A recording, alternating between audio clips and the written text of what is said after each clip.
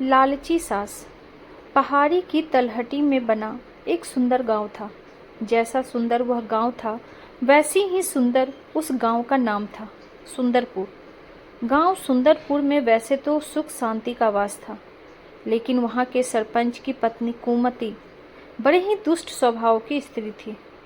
उसके कुटिल स्वभाव से सभी घर वाले परेशान थे, लेकिन अपनी सीधी सादी बहू सुकन्या को वह बहुत ज्यादा ही परेशान करती थी। उसे सताने में कुमति को विशेष आनंद आता था। बेचारी सुकन्या सुबह सुबह अंधेरे में बिस्तर से उठकर काम पर जुट जाती और अर्धरात्रि होने पर कहीं बिस्तर में सोने को मिलता। इस पर भी कुमति की निगाहों में सुकन्या खटकती रहती। एक दिन सुबह सुकन्या घर में झाड़ू बुहारी कर रही थी कि उसकी सास कुमति वहां आई और बोली, तेरे हाथों में जान नहीं है क्या? जरा जल्दी जल्दी हाथ चला, मैं मंदिर जा रही हूँ। मेरे आने तक खाना तैयार रखना, आते ही खाऊंगी। और सुन, एक भी दाना अन्न का बर्बाद ना होने पाए। सुकन्या क्या कहती बेचारी, चुपचाप स्वीकृति में गर्दन हिला दी। घर की सफाई करके सुकन्या तुरंत खाना बनाने में जुट गई। खाना बनाते समय वह सोच रही थी, एक पल के लिए भी तो चैन की सांस नहीं ले पाती। लेकिन सासू जी हैं कि हर काम में मैं निकालती हैं। उनके ताने देने की आदत न जाने कब जाएगी। तभी बाहर से दरवाज़ा खटखटाने की आवाज़ आई। सुकन्या ने सोचा, अभी भोजन तैयार ही हुआ है, लगता है सासू जी जल्दी लौट आई हैं। उसने उठकर दरवाज़ा खोला तो देखा एक सन्यासी खड़ा था। वह बोला, बेटी तेरा सुहाग अमर रहे, बाबा को कुछ भोजन करा दे। सुकन्या बहुत ही सुशील तथा संस्कारी स्त्री थी। उसने सोचा, साधु महाराज को भोजन करा तो दें, पर कहीं उसकी सासू माँ कुमति न आ जाए। अगर वो आ गई तो खैर नहीं। कुछ देर सोच विचार करने के बाद उसने सन्यासी को भोजन करने हेतु अंदर आने को कहा। उसके मन में पुकार उठी, सास से डरना कैसा, मैं अपने हिस्से का भोजन दे देती हूँ। वह साधु को भीतर ले गई और अतिथि धर्म का पालन करते हुए उसे भोजन कराने लगी। अभी साधु भोजन कर ही रहा था कि सुकन्या की सास आ गई। साधु को घर के भीतर बैठे भोजन करता देख उसका पारा सातवें आसमान पर चढ़ गया। बली, यहाँ कोई भंडारा या लंगर नहीं चल रहा, उठ भिखमंगे, बाहर निकल। सुकन्या ने सास को रोकने की चेष्टा की, लेकिन उस दुष्ट स्त्री ने सन्यासी को धक्के मारकर घर से निकाल दिया। अब उसका क्रोध सुकन्या पर टूटा। तुमसे कहा था अन्न का एक भी दाना बर्बाद न करना, और तू?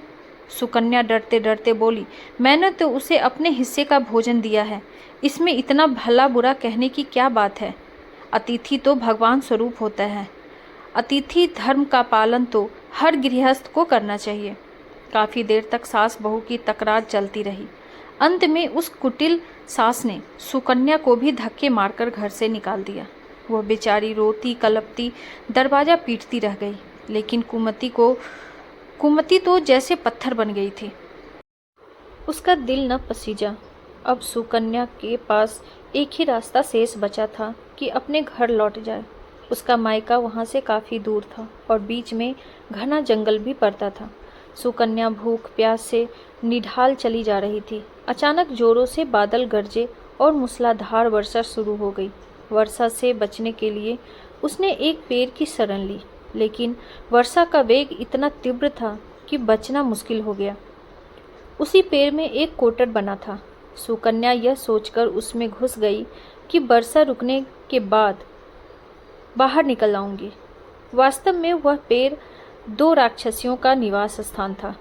वो भी वर्षा से परेशान होकर पेड़ की ओर ही आ रही थी। एक बोली, अब तो चला भी नहीं जाता, वरना मन तो कर रहा है कि सोना टापू चली जाऊं। दूसरी राक्षसी बोली, इसमें क्या बड़ी बात है, यह पेड़ हमें अभी उड़ाकर वहां पहुंचा देगा। कहकर दोनों पेड़ की शाखा पर बैठ गई। उधर थकी हारी सुकन्या की कोटर में घुसते ही नींद आ गई थी, लेकिन पेड़ के उड़ने से लगने वाले झटकों से उसकी नींद खुल गई। पेड़ को उड़ता देखकर वह घबरा गई थी। शेष कसर बाहर झांककर देखने से पूरी हो गई। जब उसने पेड़ की साख पर 2 राक्षसियों को बैठे देखा। अंततः उसने परिस्थितियों से समझौता करते हुए सोचा, जो होगा अच्छा ही होगा।